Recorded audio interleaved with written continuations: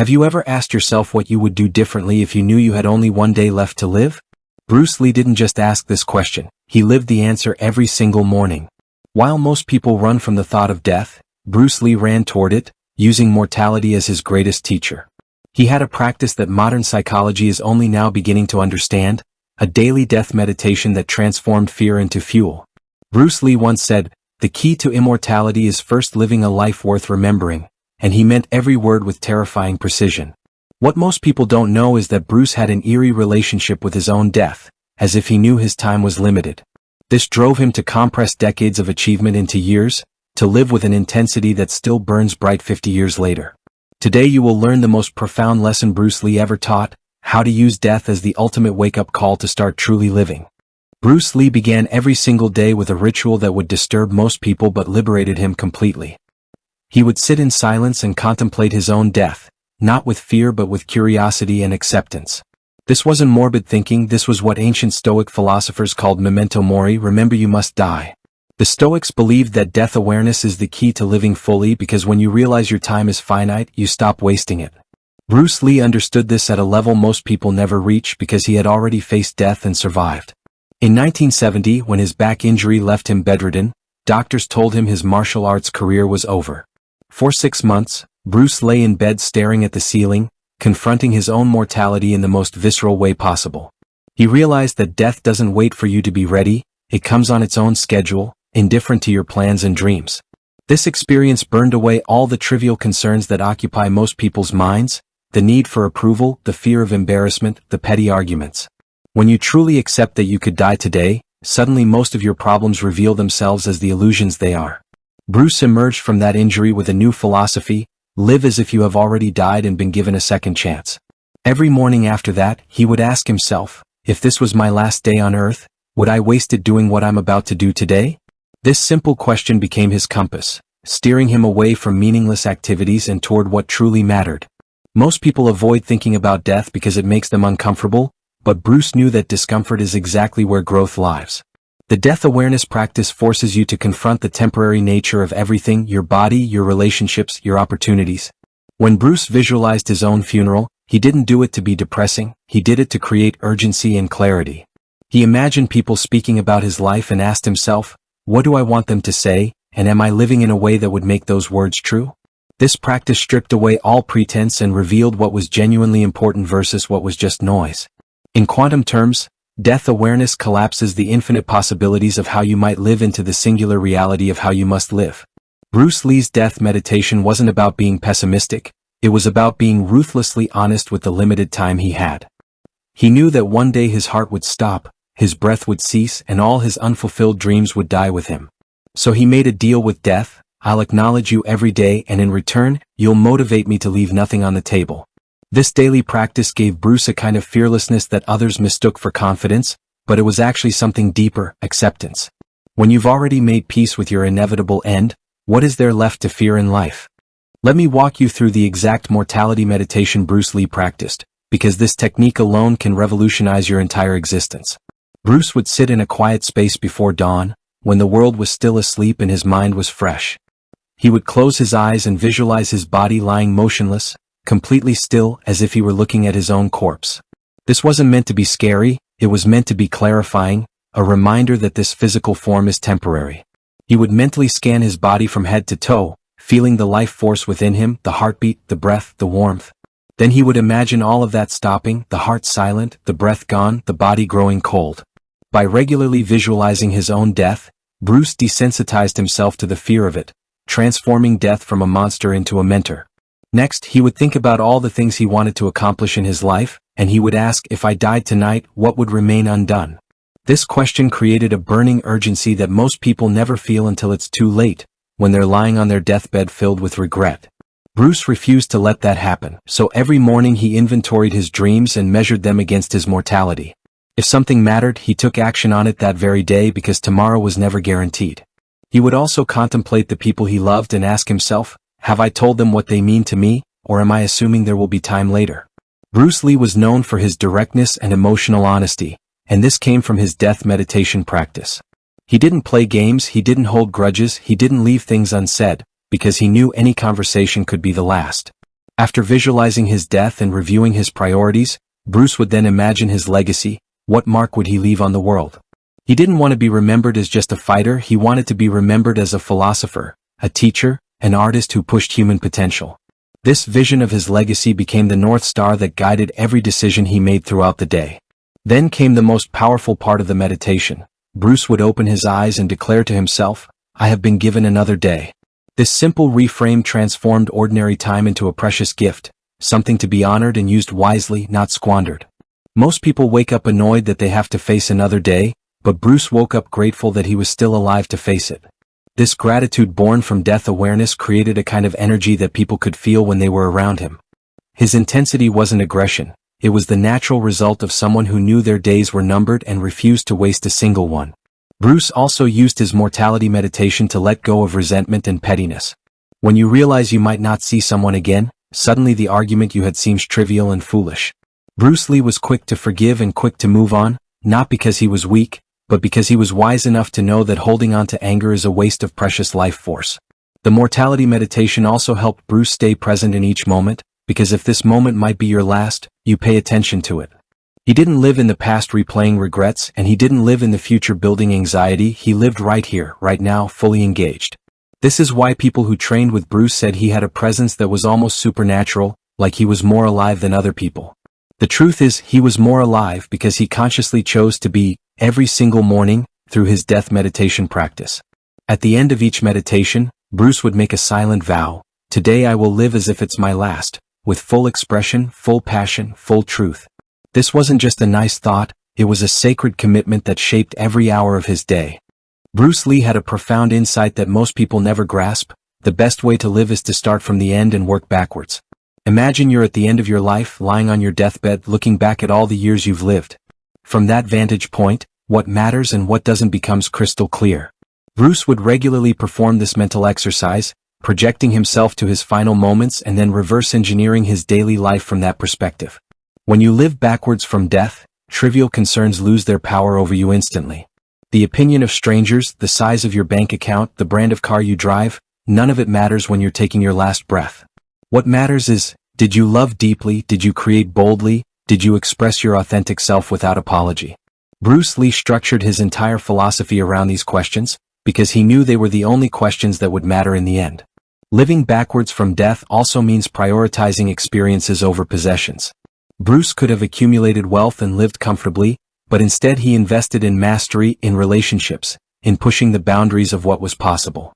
He knew that on his deathbed he wouldn't care about the things he owned, he would only care about the moments he lived fully.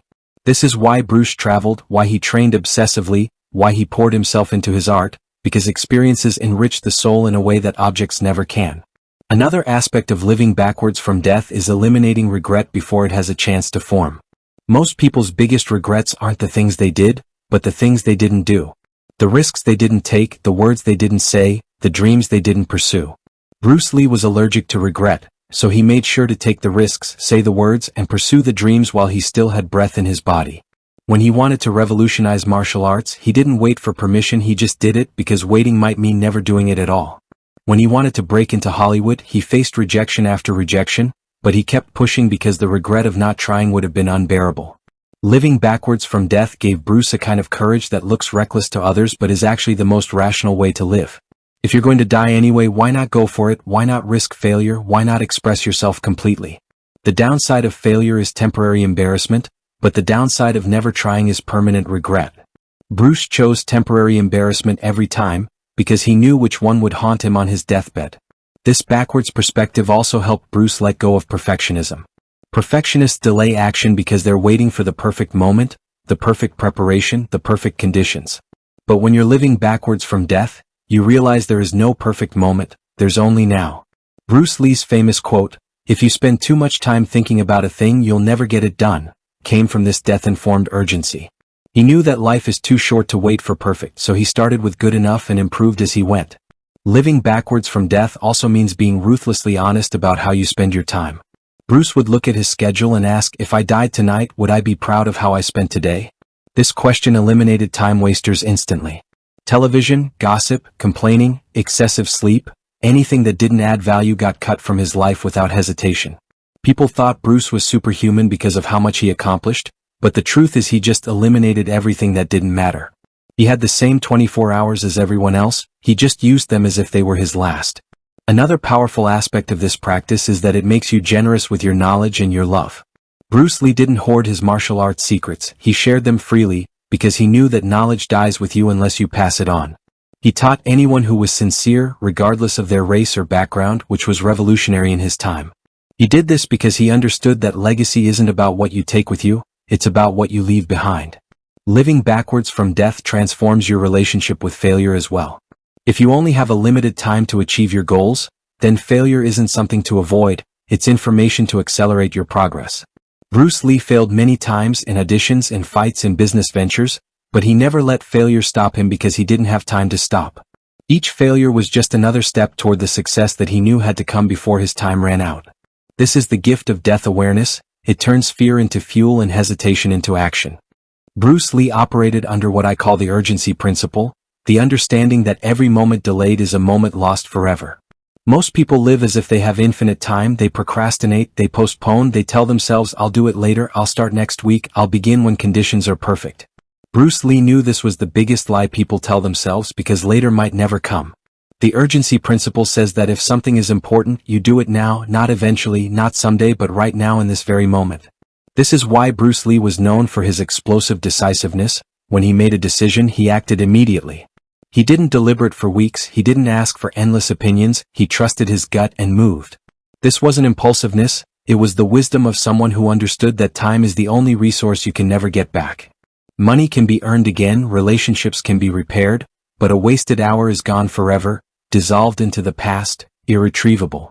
Bruce would tell his students, if you love life, don't waste time, for time is what life is made up of. This wasn't just a clever quote, it was the operating system of his entire existence.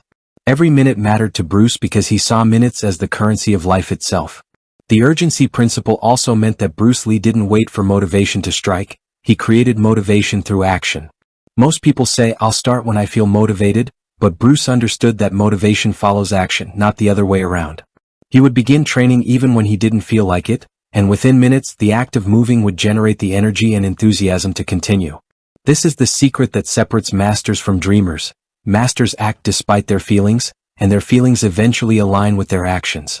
Dreamers wait for their feelings to align first and they wait forever. Bruce applied the urgency principle to learning as well. When he discovered a new concept in philosophy or physics, he didn't file it away to study later, he dove into it immediately. He would read the book that night, discuss it with friends the next day, and integrate the insights into his training by the end of the week. This rapid iteration allowed Bruce to learn and evolve at a pace that seemed impossible to others. The urgency principle also governed Bruce's relationships. When he felt love or gratitude towards someone, he expressed it immediately, not waiting for a special occasion or the perfect words. He would call his wife in the middle of the day just to tell her he loved her, he would thank his training partners on the spot, he would write letters of appreciation to his mentors. This created a richness in his relationships that most people never experience because most people assume there will always be time to say what they feel. Bruce knew better. In his creative work, the urgency principle meant that Bruce Lee produced at an almost superhuman rate. He wrote thousands of pages of philosophical notes, created an entirely new martial arts system, starred in multiple films, opened schools, and trained students, all before his death at 32. How did he accomplish so much in such a short time? He treated every day as if it was his last chance to contribute. He didn't wait for inspiration, he showed up and did the work, day after day after day, because he knew that consistency born from urgency compounds into legacy. The urgency principle also eliminated Bruce's tolerance for toxic people and situations. If a relationship was draining his energy, he ended it quickly. If a business partnership wasn't serving his vision, he dissolved it without guilt. He understood that every minute spent in the wrong place with the wrong people was a minute stolen from his true purpose. This made Bruce seem ruthless to some, but it wasn't cruelty, it was clarity. When you know your time is limited, you become fiercely protective of how you spend it. Bruce also applied urgency to his physical health. He didn't tell himself, I'll start eating better next month or I'll exercise when I have more time. He trained his body every single day as if his life depended on it because in a way, it did. Your body is the vehicle for your dreams, and if you neglect it, those dreams die with your declining health. Bruce treated his body like a temple because he knew it was the only one he would ever get. The urgency principle even extended to Bruce's rest and recovery. He didn't just collapse in exhaustion, he scheduled rest strategically, understanding that rest is part of the work, not separate from it. He would take naps, meditate, and sleep deeply because he knew that without recovery, his urgent action would burn him out. This is the mature version of urgency, not frantic rushing, but purposeful intensity balanced with intentional rest. At the core of the urgency principle is a simple truth that Bruce Lee embodied completely: you are going to die and you don't know when, so act accordingly. This isn't meant to create anxiety, it's meant to create aliveness.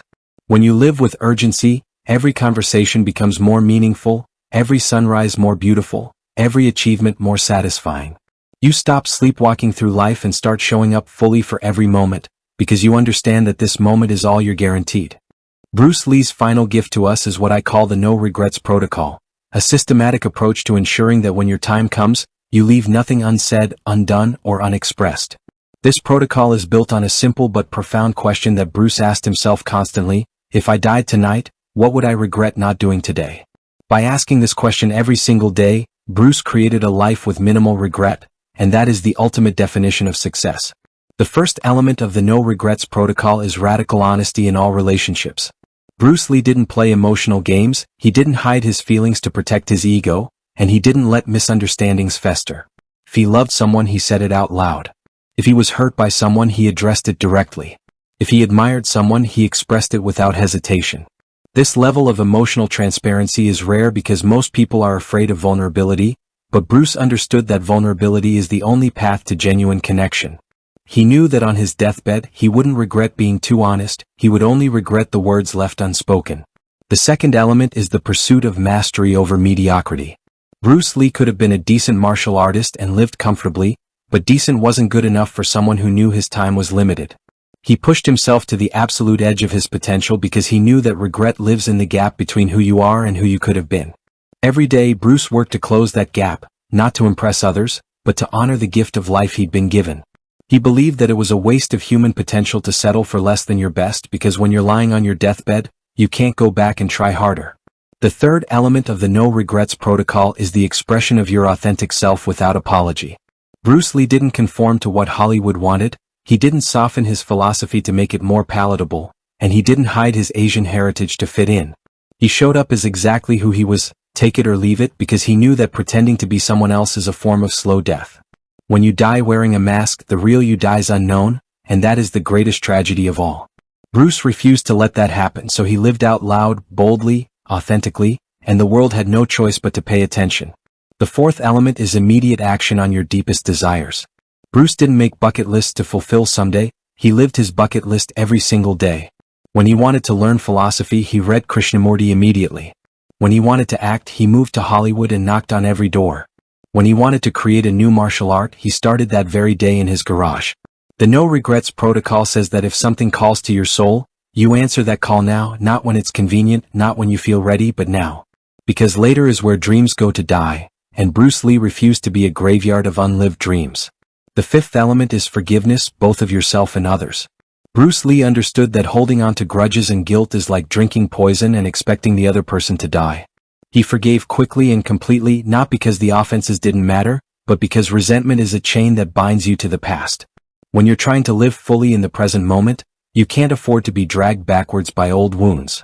Bruce would resolve conflicts swiftly, apologize when he was wrong, and move on without dwelling. This freed up enormous mental and emotional energy that he redirected toward creation and growth. The sixth element of the protocol is generosity with your knowledge, your time, and your resources. Bruce Lee taught his martial arts secrets to anyone who approached with sincerity and respect. He spent hours mentoring students who couldn't pay him. He shared his philosophy freely through writings and conversations. Why? Because he knew that knowledge and wisdom die with you unless you pass them on. The no regrets protocol recognizes that hoarding your gifts is a disservice to yourself and the world. When you die, your unused knowledge becomes worthless, so Bruce gave his away abundantly, creating ripples that are still expanding today. The seventh element is living in alignment with your deepest values, not society's expectations. Bruce Lee valued authenticity, mastery, love, and self-expression above money, status, or approval. Every decision he made was filtered through these values, and if something didn't align, he rejected it no matter how attractive it appeared. This value alignment meant that Bruce could look at himself in the mirror every night and feel proud of how he spent his day. Most people live according to other people's values and wonder why they feel empty and unfulfilled.